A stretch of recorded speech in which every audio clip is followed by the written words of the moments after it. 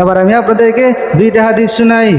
মুসলিম শরীফের 167 নম্বর হাদিসের মধ্যে নবীজি বলেন, নবীজি বলছেন যে যাদের অন্তরে মান কানাফি কালবিহি, যার অন্তরে শস্যদানা পরিমাণ আছে সে জান্নাতে যাবে না।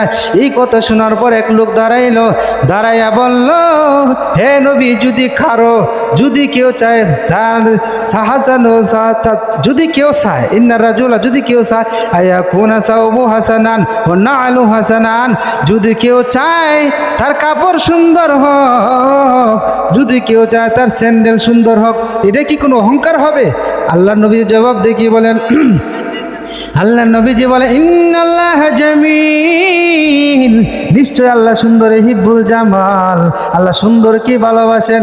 অতএব সুন্দরকে আমাদের সবাইকে ভালোবাসা দরকার। জোরে বলেন কিনা?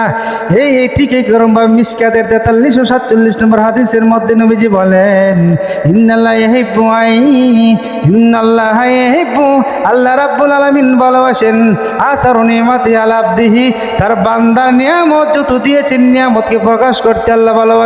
তাহলে সুন্দরকে আল্লাহ ভালোবাসেন।